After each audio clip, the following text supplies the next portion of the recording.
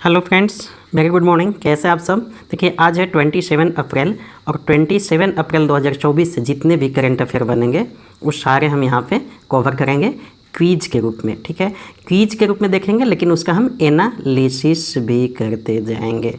तो ठीक है, चलें सीधे टॉपिक पे। देखिए फ्रेंड्स, ये सभी जितने भी आपको करंट अफेयर के क्विज हैं, एसएससी, रेलवे, ग्रुप डी दे रहे हो, एलपी दे रहे हो, banking, UPSC, JPSC, BPSC and others PCS, जितने भी राज्य के स्टेट पीसीएस हैं, सभी के लिए आपको बेनिफिट्स होंगे। तो चलिए सीधे टॉपिक पे चलते हैं।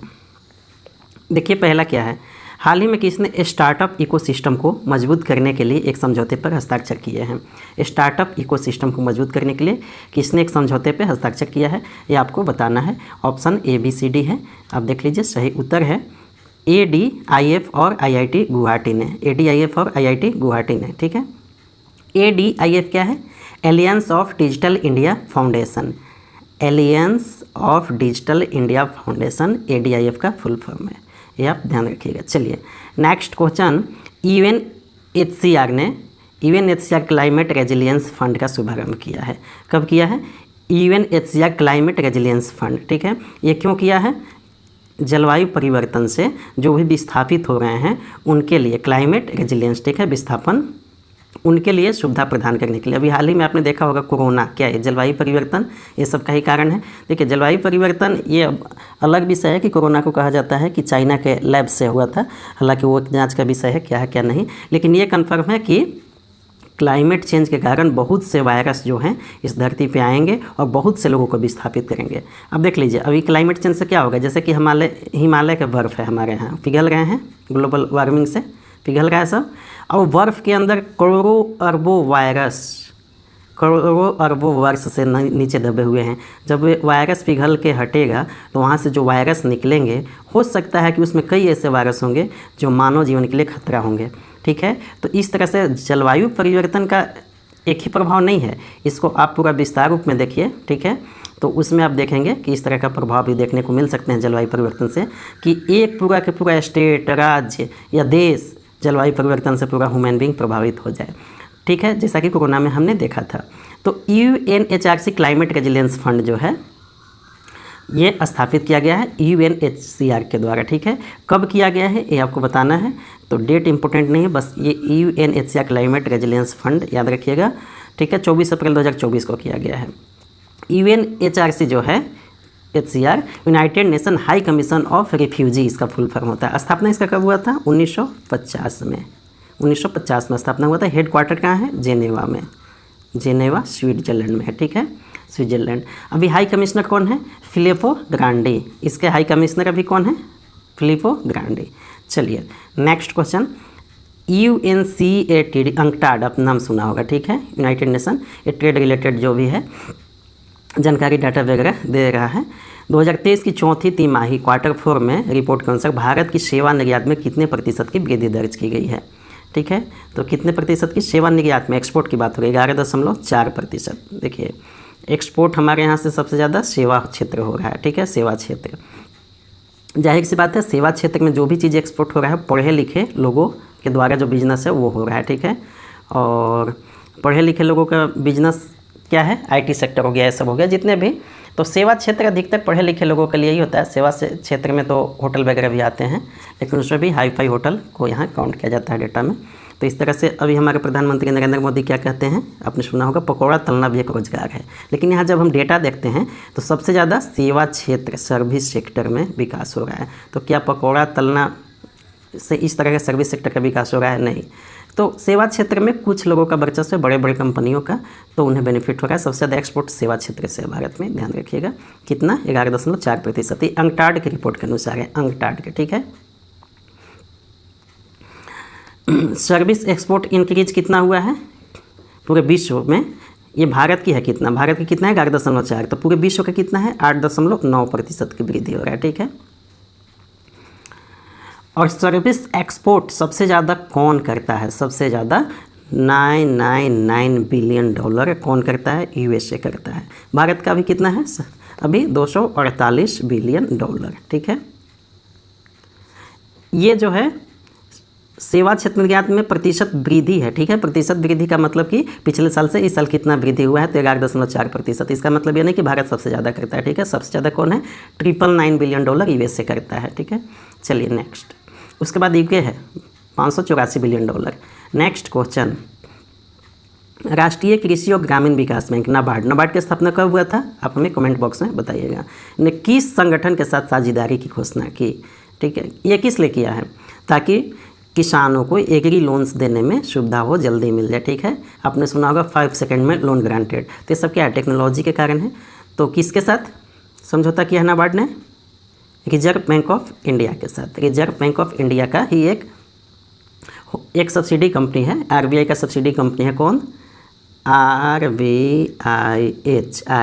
इसका फुल फॉर्म क्या है, रिजर्व बैंक इनोवेशन हब, ठीक है। रिजर्व बैंक इनोवेशन हब, तो इसी के साथ समझौता किया है, ठीक है। तो ये आरबीआई का ही एक होली ऑन सब्सिडी कंपनी है। तो RBIH के साथ समझौता किया है नाबार्ड ने। नाबार्ड की स्थापना कब हुआ था, आप हमें बताइएगा।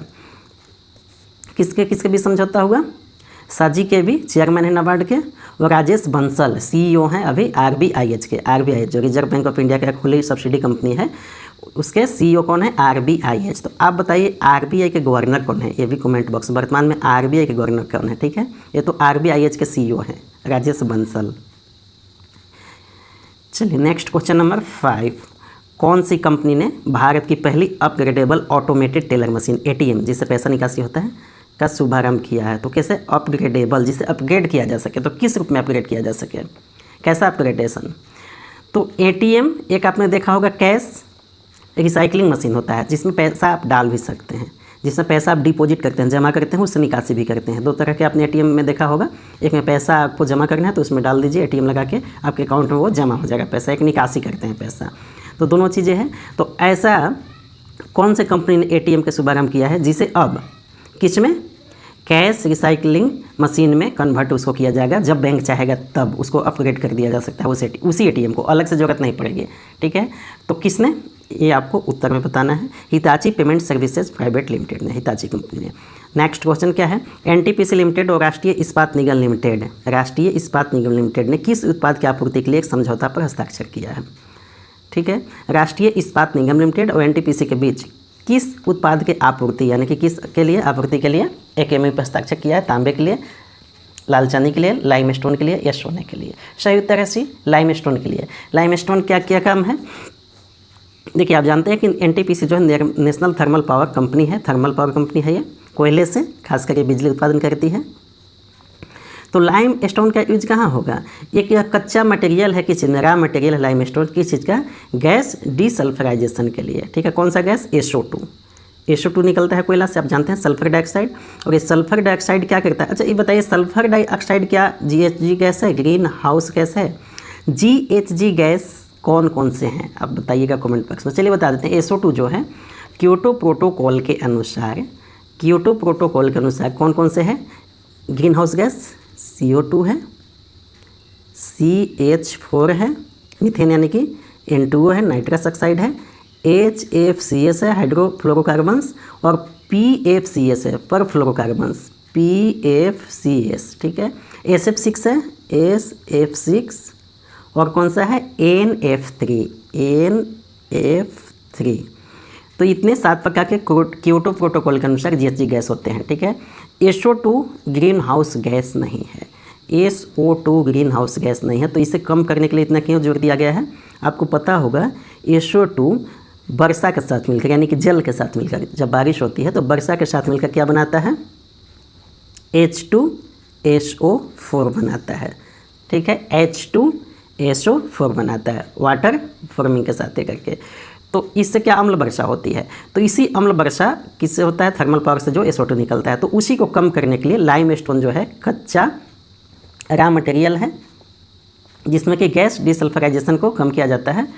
तो ये एक प्रकार के लाइमस्टोन की ज़रूरत पड़ती है इसमें, तो इसीलिए ये समझौता NTPC और RINL यानी कि राष्ट्रीय इस्पात निगम लिमिटेड के बीच हुआ है।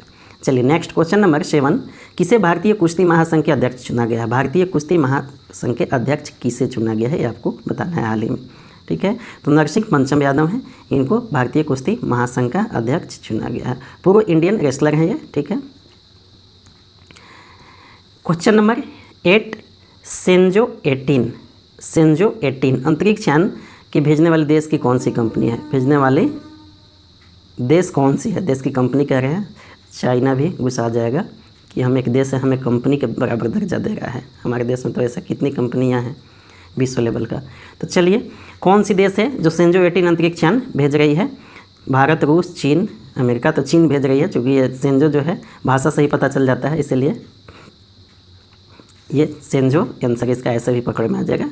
इस टाइप का भाषा देख के आप अंदाज लगा सकते हैं कि कौन सी देश का हो सकता है। अमेरिका के देखिए जितने बयान होते हैं अधिकतर इंग्लिश में नाम होता है। भारत का आप पहचान ही जाएंगे। रूस और चीन में आपको कन्फ्यूजन हो सकता था, तो ये सेंजो आप देखकर भाषा से अंदाज लगा सकते हैं कि रूस का हो सकता है, ठीक है। तो क्या सही उत्तर है? चीन। इसको डिवाइन वेसल के नाम से भी जाना जाता है, भी ध्यान रखिएगा। Divine vessel, DIVIN, divine vessel, ठीक है। इसमें 3 अंतरिक्ष यात्री गए हैं स्पेस स्टेशन में, सेंजो 18 अंतरिक्ष यान से, ठीक। Next question, ground water recharge rates का अनुमान किस तकनीक यानी टेक्निक से किया जाता है? उस टेक्निक का नाम बताना है जिसमें ग्राउंड वाटर रिचार्ज रेट्स का पता किया जाता है। अब ये क्यों यहाँ पे क्वेश्चन आया है कि ऑस्ट्रेलिया ने इसी तकनीक का हाल ही में उपयोग करके जलवायु परिवर्तन से जो भूजल रिचार्ज है उसका पता लगाया है कि जलवायु परिवर्तन से भूजल रिचार्ज पर क्या प्रभाव पड़ रहा है। तो इसी मेथड का क्या कौन सा सही उत्तर है? Chloride mass balance method, CMB, ये ध्यान रखिएगा, ये सही उत्तर है। ग्राउंड वाटर रिचार्ज रेट्स का तकनीक का यूज किया जाता है भूजल रिचार्ज पता करने के लिए। विश्व पेंगुइन दिवस किस दिन मनाया जाता है? विश्व पेंगुइन दिवस किस दिन मनाया जाता है? सही उत्तर क्या है? 25 अप्रैल को, ठीक है। और हाल ही में एक 26 अप्रैल को international Chernobyl disaster remembrance day मनाया गया। चेरनोबिल 1986 में एक घटना हुआ था, परमाणु घटना एक प्रकार का, ठीक है। तो उसी के यादगार में जागरूकता फैलाने के लिए मनाया जाता है। पहली बार 2017 में मनाया गया था। यूनाइटेड नेशन ने 2016 में एक रेजोल्यूशन पास किया था इसके लिए, और 2017 में 26 अप्रैल को पहली बार मनाया गया था। और एक पेंगुइन दिवस, पेंगुइन के जो ये प्रकार हैं 11 प्रकार की प्रजातियाँ पेंगुइन पाई जाती है, 18 प्रकार की पाई जाती है, ठीक है, सॉरी 18 प्रकार की, जिसमें से कि 11 प्रकार की तो IUCN के रेड लिस्ट में है, IUCN के रेड लिस्ट में है 11 प्रकार की इसमें से, ठीक है। तो फ्रेंड्स, आज हमने टोटल 10 करंट अफेयर VVI देखे, और अभी तक आपने चैनल को सब्सक्राइब नहीं किया है तो सब्सक्राइब कर लीजिए। Thank you very much.